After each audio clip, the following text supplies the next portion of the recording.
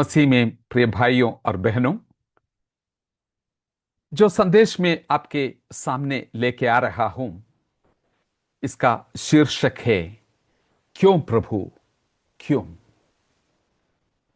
यह सुनते ही आपको लगता है इसकी गंभीरता को, शांति का और हर किस्म की संतावना की परमेश्वर आपके साथ रहे जब आप इस वचन को सुनते हैं। क्यों प्रभु, क्यों। यह सवाल पीड़ा और शोक के बाढ़ के पानी से उठता है, लहरों की तरफ यह उठता है।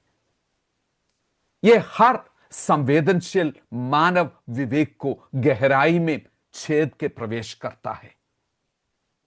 अलग अलग रीति से यह आ सकता है। यह आपका प्रियजन का दर्द हो सकता है, या बहुत परेशान करने वाली ये बात ये हो सकता है। एक गीत की कोरस जैसे ये बार बार मन में आ सकते हैं, या आपके कान में गूंज उठने वाली एक प्रतिध्वनि ये हो सकती है। कुछ दिन पहले हमें से कई लोगों ने यह सुना होगा, एक हवाई जहाज की दुर्घटना में करीब 2070 लोग एकदम 2 मिनट के अंदर गायब हो गए। टेक्सास में जो बाढ़ आया था, बहुत मासूम बच्चे जो हैं, एक समर कैंप अटेंड कर रहा था, वो बाढ़ के पानी के साथ बह गया। हिमाचल में जो अभी बाढ़ आया था, यह कहानी मैंने सुना कि एक छोटी सी बच्ची अपने घर में रात के अंधेरे में अकेली छूट गई और उनके पूरे परिवार गायब हो गए। कुछ दिन पहले एक ऐसे जवान डॉक्टर के बारे में मैंने सुना, जो बड़ी उत्सुकता के साथ गरीब और कंगालों के बीच में सेवा करके परमेश्वर की प्रेम से, उदारता से अपने आप को देने वाला एक व्यक्ति एकदम गायब हो गई, प्रभु के पास चली गई, इस संसार से निकल गई। क्यों परमेश्वर, क्यों।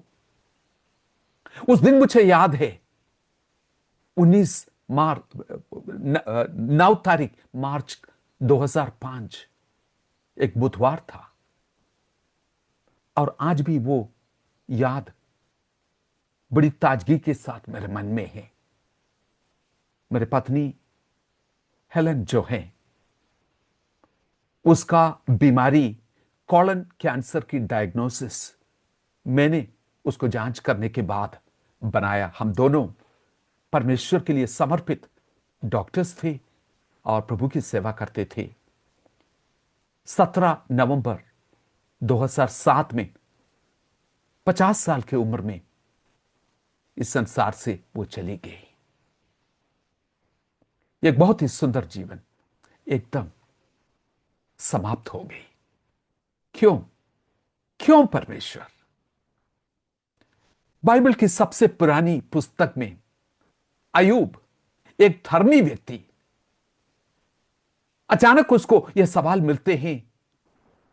उसकी सारे जानवर, उसके दास दासियां, उसका घर, उनके युवा बेटे और बेटियां, उनका स्वास्थ्य, यह सब कुछ अचानक छीन लिया गया। बुरी खबर के बाद बुरी खबर। वो इसको समझ नहीं पा रहे थे, फिर भी परमेश्वर के ऊपर वो भरोसा रख रहे थे। क्यों परमेश्वर, क्यों ऐसे। यूसुफ जैसे एक सुंदर अच्छा युवा, अपने पिता की लाडला था, वो पिता के दिया हुआ वो सुंदर अपना कोट जो है, बड़ी घमंड के साथ पहनते थे।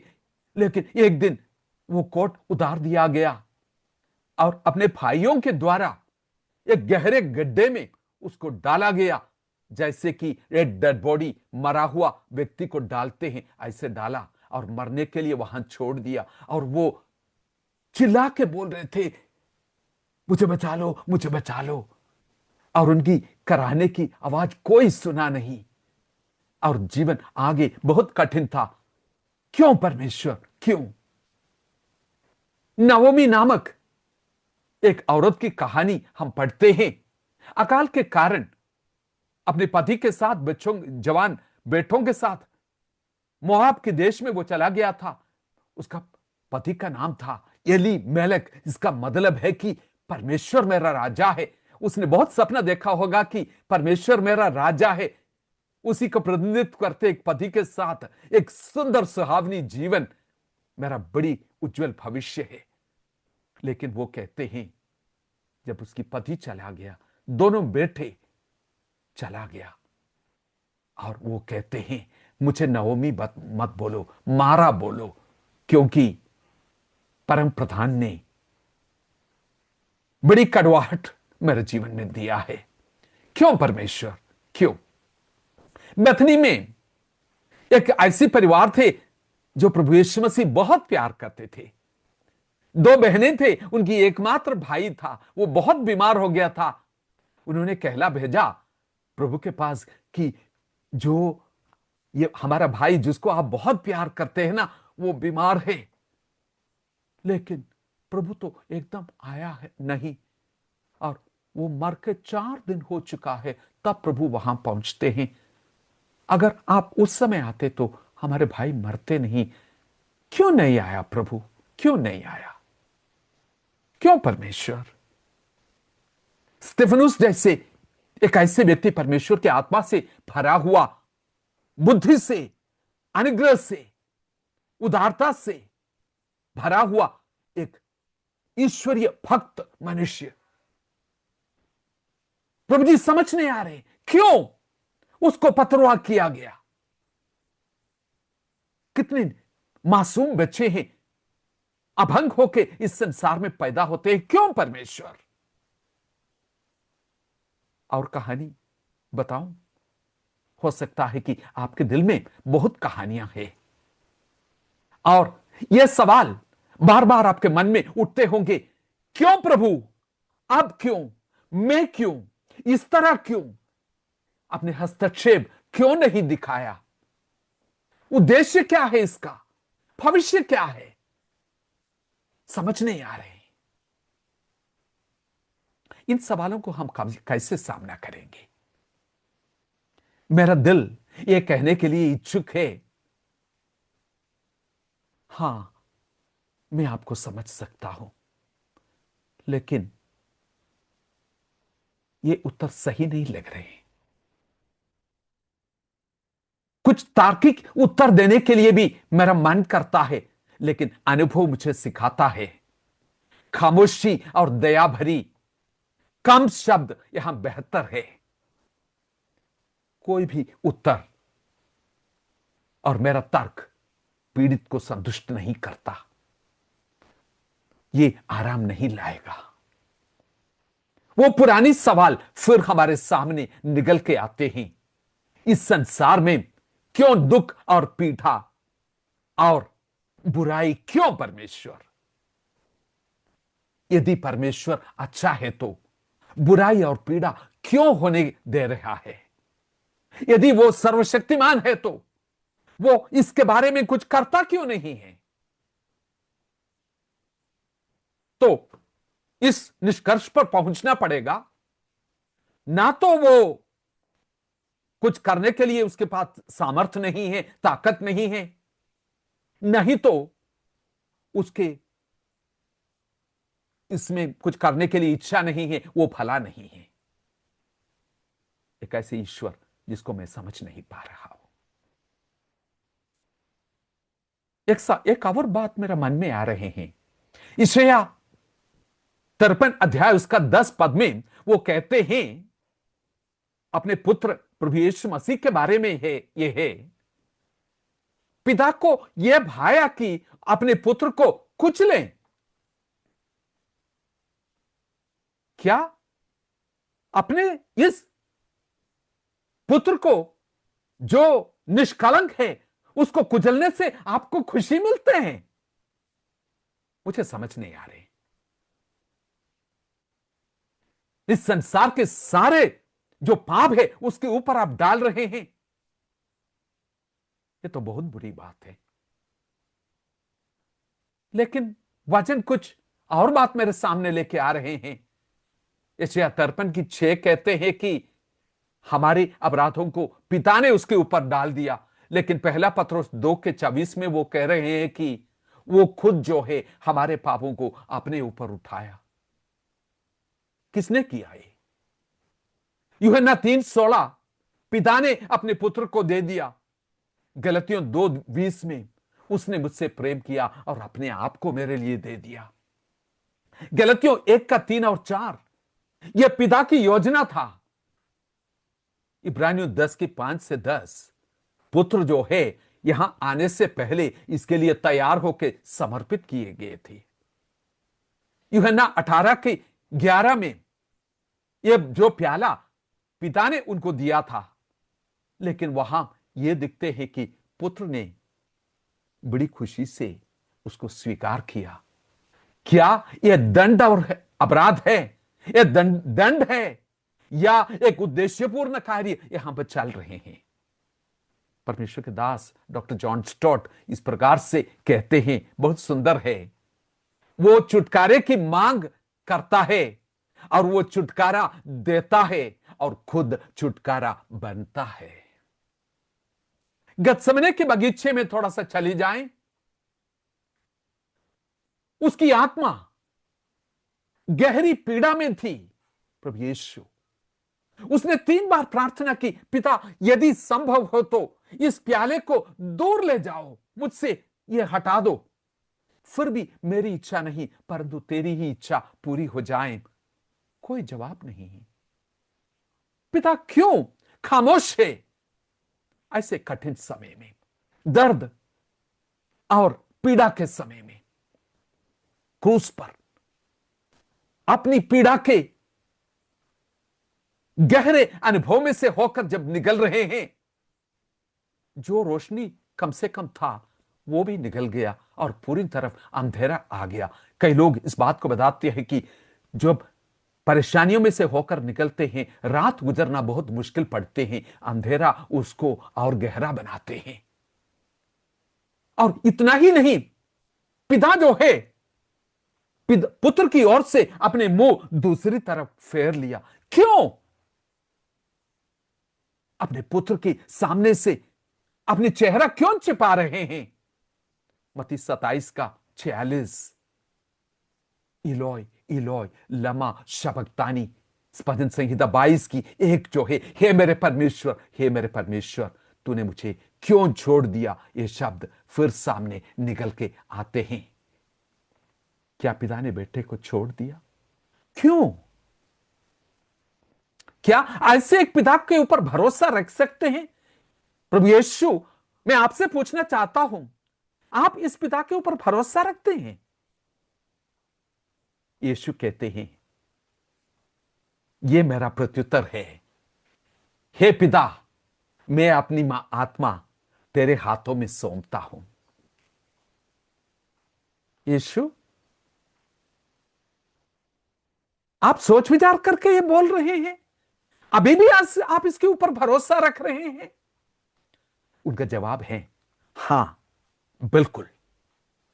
मत्ती 7:11 में वो कहते हैं, इस संसार के जो पिता है ये सारे बुरा होकर भी अपने बच्चों को अच्छी चीजें देने के लिए कोशिश करते हैं ना, लेकिन मेरा स्वर्गीय पिता सबसे सर्वोत्तम है और अपने संतानों को सर्वोत्तम वो देते हैं। उसके जैसे अच्छा कोई नहीं है। आप कैसे इसके ऊपर भरोसा रख पा रहे हैं? एक और गंभीर सवाल में हमको लेकर चलते हैं। हमारे पीड़ाओं के समय में, क्लेशों के समय में कैसे आश्वासन और संतावना हम पाते हैं? 2 कुरिन्थियों 1:3 में सब आश्वासन की पिता और सब संतावने की परमेश्वर करके कुछ नए नाम से पौलुस उनको पुकार रहे हैं, जबकि उनके जीवन खतरे में थे। क्या इस परमेश्वर पर हम भरोसा रख सकते हैं जिसके ऊपर यीशु ने भरोसा रखा था? रोमियो 5:8 में कहते थे, जब कहते हैं जब हम पापी ही थे यीशु हमारे लिए मरा। परमेश्वर ने अपने प्रेम को इस प्रकार से प्रकट किया कि जब हम पापी ही थे यीशु हमारे लिए मरा। रोमियो 8:32 कहते हैं, जिसने अपने निज पुत्र को नहीं रख छोड़ा लेकिन हमारे लिए दे दिया, क्या कुछ नहीं देगा वो? कौन सी बुनियाद है जिस पर हम अपने जीवनों को बनाएंगे? हां जी, ये है बुनियाद। परमेश्वर भला है, उसकी संप्रभुता हमेशा की है और उसकी विश्वास योग्यता कभी नहीं टलते हैं। यह है बुनियाद। चार्ल्स स्पर्जन नामक परमेश्वर दास ने बोला, जब हम उसके हाथ को हमें दिखाई नहीं देते हैं, उसके हृदय के ऊपर भरोसा रखो। क्यों बुनियाद इतनी महत्वपूर्ण है? जब सारी बातें हिलाया जाता है, कुछ ऐसे बातें रह जाते हैं जो कभी ना हिलने वाला है। वो क्या है? कभी ना हिलने वाला, बुनियाद के ऊपर बनाया जो है, कभी ना हिलने वाले हैं। पहले पत्रोस 1:8 कहते हैं, जो विश्वासी तुम्हारा विश्वास आग की भट्टे में डाल दिया है और इतना गंभीर तीव्र वहां के अनुभव है, उसके बीच में तुम उनको नहीं देखते हैं, फिर भी उनसे प्यार करते हैं। अभी भी इस भट्टी में वो दिखाई नहीं देता, लेकिन फिर भी उसके ऊपर विश्वास करते हैं। इतना ही नहीं, तुम बड़ी आनंदित होके बयान से बाहर आनंद से तुम दिखाई देते हो। पागल हो गया क्या मेरे प्रियो? आग की भट्टी के अनुभव में से होकर जब निकलते हैं, क्या हमारे विश्वास मजबूती से हमें पकड़ कर रख सकते हैं, या ऐसे अनुभव में से होकर निकलते समय अपने विश्वास को हम पकड़ कर रख सकते हैं? यह वास्तविक है कि विश्वासी हो अविश्वासी हो, सबको ऐसे परेशानियों में से होकर, कठिन अनुभवों में से होकर निकलना पड़ते हैं। लेकिन हमारे सामने कुछ विकल्प है। क्या विकल्प है? क्या आप अकेले इस भट्टी में जाना चाहेंगे जब तक हम थक नहीं जाते, तब तक मानवीय धैर्य और साहस के साथ अपनी सामर्थ्य से इस परेशानी को सामना करें? या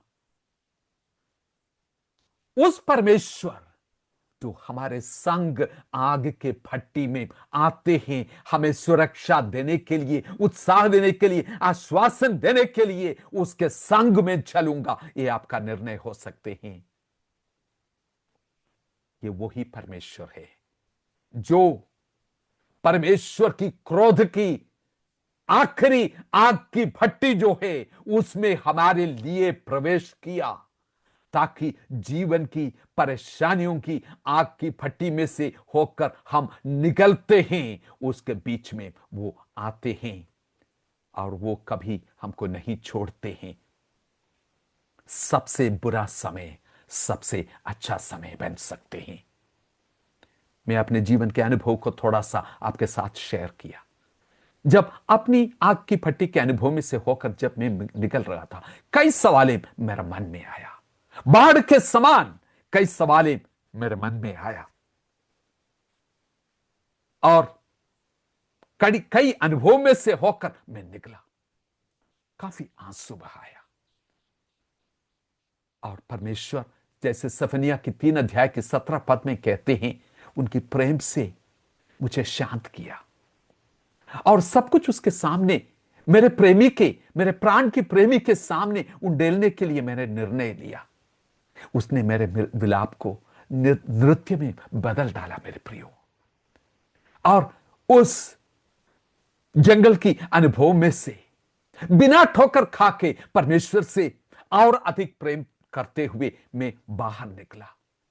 जैसे परमेश्वर के वचन कहते हैं, इन सारी बातों में तुम जयवंत से भी बढ़कर हो जिस परमेश्वर प्रभु यीशु तुम्हें सामर्थ देते हैं उसके द्वारा, इस प्रभु की प्रेम से जो मसीह यीशु में है, हमें हमें कौन अलग कर सकते हैं? वो हमें शब्द जो है उसको मैं रेखांकित करना चाहता हूं, क्योंकि मुझे ईश्वरीय जो समाज जो है, परमेश्वर के लोगों की जो समाज है, उस कम्युनिटी की मुझे जरूरत है।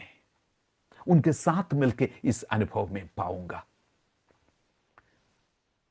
उन व्यक्तियों के जीवन जैसे अयूब है, दानियल है, शद्रक मेशक अबेदनगो है, या दूसरा कुरिन्थियों 6 के 4 से लेकर 10 पद प्रेरितों ने जो अपने अनुभव बताते हैं, इनके जीवन से हम क्या सीखते हैं? उनमें से कोई शिकायत के शब्द या कुड़कुड़ाने के शब्द हम नहीं सुनते हैं। उनके जीवन से निकलने वाली आवाज को जब हम ध्यान से सुनते हैं, वो कहते हैं कि हम तो दुखी है लेकिन आनंदित हूं। विश्वास योग्य है, जिसने हमें बुलाया वो विश्वास योग्य है। अगर वो मुझे मार भी दे फिर भी मैं उसके लिए इंतजार करूंगा।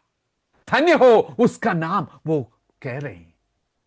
उनमें से कोई बाहर नहीं हो गया।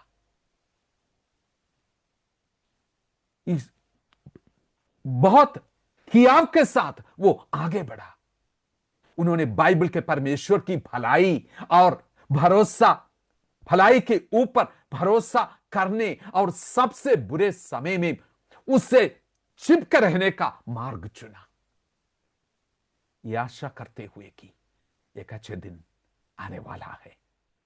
अभी नहीं, लेकिन जब वो आएगा। इब्रानियों 11 के 13 कहते हैं कि परमेश्वर की वायदा बहुत स्पष्ट रूप में वो दूर दिखाई दिया, लेकिन उसको पाने के बिना विश्वास में वो मरा। विश्वास के साथ, विश्वास को पकड़ते हुए इस संसार को छोड़ा। ये क्यों परमेश्वर, क्यों? ये कई सवाल जो मन में उठते हैं, प्रायोगिक रीति से हम कैसे इसको सामना करेंगे? अगर मेरे सुनने वाला कोई भी व्यक्ति ऐसे अनुभव में से होकर निकल रहे हैं, आपका कोई प्रियजन अचानक चली गए हैं, कड़ी दुखों में से होकर आप निकल रहे हैं, आपको ऐसे लगते होंगे कि मुझे बाइबल पढ़ने की मन नहीं करते, मुझे प्रार्थना करने की मन नहीं करते, मुझे किसी का संदेश सुनने की, जो मैसेज आ रहे हैं वो सुनने की मुझे मन नहीं कर रहे हैं। एक ऐसे अनुभव है कि मुझे कोई फीलिंग नहीं है, मैं कुछ महसूस ही नहीं कर पा रहा हूं। परमेश्वर के प्रियजन, अपने ऊपर दोष मत लगाओ। परमेश्वर को पकड़ कर रखो। सब कुछ उनके सामने, अपने दिल उनके सामने उंडेलो। अपनी निराशाएं, अपनी गुस्सा, अपनी जीवन की कठिनाइयां, उसके ऊपर भरोसा रखने के लिए भी जो कठिनाई है वो भी उसके सामने बताएं। मैं आपको कह रहा हूं, यह आपकी प्रार्थना होगी। आपके चारों तरफ कई लोग हो सकता है आपको बोलेंगे, नहीं नहीं नहीं, आप शिकायत नहीं कर सकते, परमेश्वर को आप सवाल नहीं पूछ सकते हैं। क्या यह सच है? बाइबल पुस्तक जब हम पढ़ते हैं, भजन संहिता में कितनी बार भजन का कई सवाल उठाते हैं। भजन संहिता 102 की 26 जो है, वो परमेश्वर से मांगते हैं, ये प्रभु आयु के मध्य में से मुझे ना निकालें। उसकी जवाब क्यों नहीं मिला? कई लोग आयु के मध्य में, जवानी में, बचपन में अचानक निकल जाते हैं। भजन 51 की 16 पद, लंबी आयु से मैं तुम्हें तृप्त करूंगा। प्रभु जी, कहां है आपकी वायदा? आप क्यों आपकी चेहरा मुझसे छिपा रहे हैं? आप मुझे दिखाई नहीं दे रहे, आप तो मुझे बहुत दूर है लगता है। आप क्यों खामोश है? भजन 42 के 9, आपने मुझे क्यों भूल गया? आप क्या मुझे भूल गया क्या? ऐसे सवाल जो मन में आते हैं, परमेश्वर के सामने उठाना, क्या परमेश्वर को इनकार करना है? अपनी जो सिर घूम रहे हैं ना, उसके बीच में ऐसे सवाल जब परमेश्वर की उपस्थिति में उठाते हैं, उसके लिए एक जगह है। मैं आपको उत्साहित करना चाहता हूं, विलाप के लिए परमेश्वर के सामने जगह है। आपको पता है बाइबल में एक पूरा पुस्तक विलाप गीत के रूप में अलग किया है। इसमें विलाप के लिए जगह है मेरे प्रियो। उसके केंद्र में 3 अध्याय की विलाप गीत 3 का 22 और 23 पद जो है इस प्रकार से कहते हैं, उसकी महाकरुणा और उसकी दया जो है हमेशा की है, अमर है। वे हर सुबह नई हो जाते हैं, उनकी विश्वास योग्यता महान है। ये क्या है? ये विश्वास। हमारी कमजोरी परमेश्वर की विश्वास योग्यता को मजबूती से पकड़ कर रखते हैं। ये है विश्वास। उसके ऊपर दोष नहीं लगाया जाता। छोटा आश्वासन में आश्वासन पाने के लिए कोशिश न करें, जो तो हमारे चारों तरफ है वो लोग बताते हैं। पहला थिस्सलुनीकियों 4 अध्याय की 13 से 18 पद मेरे साथ निकाल के देख लीजिए। वहां पे इस प्रकार से लिखा है कि एक दूसरे को इस प्रकार से आश्वासन दे। किस प्रकार से आश्वासन? आशा के साथ शोक करें, आंसू बहाएं आशा के साथ। हम यीशु में विश्वास करते हैं, जो मरे हुओं में से जी उठा है, और पुनरुत्थान की उसकी शक्ति पर विश्वास करो। प्रभु के आगमन पर वचन कहते हैं मसीह में मरे हुए पहले जी उठेंगे। जो जीवित है वो रूपांतरित होंगे और उसके साथ बादलों में उठाए जाएंगे कि मध्य आकाश में प्रभु से मिले, और इस तरह से हम हमेशा प्रभु के साथ रहे। क्या आश्वासन है? सबसे बड़ी आश्वासन प्रभु से मिले और हमेशा उनके साथ रहे। किसको मिलने के लिए आशा रख रहे हैं? कौन सी आश्वासन पा रहे हैं? हां, कई बार हम गाते हैं हम मिलेंगे बादलों पर। किससे मिलेंगे? लोग अक्सर कहते हैं जो हमारे प्रियजन जो हमसे चले गए हैं वो ऊपर से हमको देख रहे हैं और बहुत जल्दी हम उनके साथ मिल जाएंगे। मेरे प्रियो, वचन के आधार पर ये नहीं है जो आश्वासन परमेश्वर हमें देना चाहते हैं। हां, मुझे यहां बड़ी सावधानी से चलना है। अपने प्रियजनों से मिलने की हमारी लालसा के प्रति संवेदनशील मुझे होना जरूरी है। लेकिन मैं आपको कहना चाहता हूं, हम अपने प्रभु के लिए बनाए गए हैं। हम उनके हैं और हमेशा उनके साथ रहेंगे। अंत में मैं इस प्रकार से बोलूंगा, यह सवाल मैं आपको पूछना चाहता हूं। प्रभु यीशु ने जो निर्णय लिया, आखिर में बोला, प्रभु तेरे हाथ में मैं अपने प्राण को, आत्मा को, जीवन को सौंप देता हूं। उन हाथों को मैं विश्वास करता हूं। मुझे मदद कर प्रभु। अगर यह बोलने के लिए तेरी हाथों में मेरी परिस्थिति को मैं छोड़ देता हूं, परमेश्वर की शांति जो समझ से परे हैं अपने दिल में भर जाएंगे और अपने मस्तिष्क के ऊपर वो राज करेंगे। इस चमत्कार को आप देखने पाएंगे। मेरे प्रियो, आगे जो कुछ होना है उसका सारा योजना शायद आप समझ नहीं पाएंगे, लेकिन ये जो खामोशी में जो शब्द है ये आप सुनेंगे, मैं तुम्हें कभी नहीं छोड़ूंगा, कभी नहीं त्यागूंगा।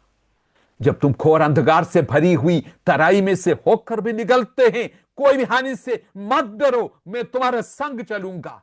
उत्साह पाओ। छोटे जैन, आग की भट्टी में मैं तुम्हारे संग हूं। भजन संहिता 116 की 15 कहते हैं, उनके भक्तों की मृत्यु उनके सामने अनमोल है। यह बहुत कीमती है। मैं आपको याद दिलाना चाहूंगा, आपका दुख व्यर्थ ना जाएगा। उनके उद्देश्य आने वाले दिनों में आपके सामने खुलेंगे। रोमियो 8 की 38 कहते हैं, सब बातों के पीछे परमेश्वर कार्य करते हैं ताकि भलाई उत्पन्न हो जाए जो उससे प्रेम करते हैं और उसके उद्देश्यों के अनुसार बुलाए गए हैं। सर्वोत्तम आने वाले हैं मेरे प्रियो, क्योंकि परमेश्वर कार्यरत हैं।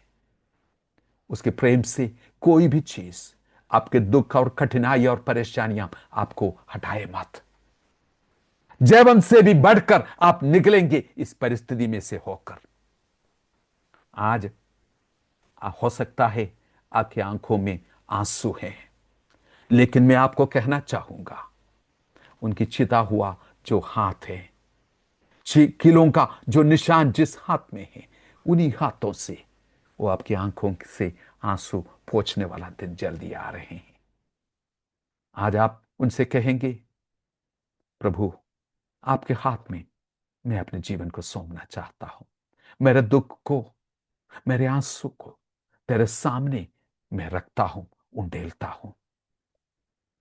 परमेश्वर जो हर संतावना की परमेश्वर है, आपको आश्वासन दे और इस कठिन परिस्थिति में उनकी उपस्थिति आप महसूस करने पाए, इसमें से जयवंत होकर आप उभरने पाए। प्रेमी पिताजी, प्रार्थना करते हैं अपने प्रियजनों के लिए।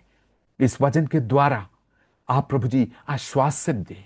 कई बार वो सवालें उठाते हैं, क्यों क्यों क्यों परमेश्वर, क्यों मैं, क्यों अब, क्यों ऐसी चीज से। इन सारे सवालों के बीच में प्रभु जी उस धीमी आवाज को ये सुनने पाए आज का इस दिन, जहां ये संदेश पहुंचते हैं, उस घर में प्रभु जी एक आश्वासन आने पाए, परमेश्वर की संभावना आने पाए। तेरी उपस्थिति से उस घर को, उस जीवन को भर दे परमेश्वर। आशाहीनता के बीच में एक नई आशा की किरण उनके जीवन में आने पाए परमेश्वर। जब समझ नहीं आते हैं फिर भी वो कहने पाए, प्रभु जी तेरे हाथों पर मैं इस बात को छोड़ रहा हूं। पिता और पुत्र और पवित्र आत्मा उनकी सारी आश्वासन और विश्वास योग्यता और भलाई इनके जीवन में आने वाले दिनों में देखने पाए। सारे आदर और महिमा जीवते परमेश्वर को देते हैं और ये मांगते हमारे उद्धारकर्ता और जीवित परमेश्वर प्रभु यीशु मसीह के नाम से सुनव दया से ग्रहण कीजिए। आमीन आमीन। प्रभु आपको आशीष दे, संतावना दे।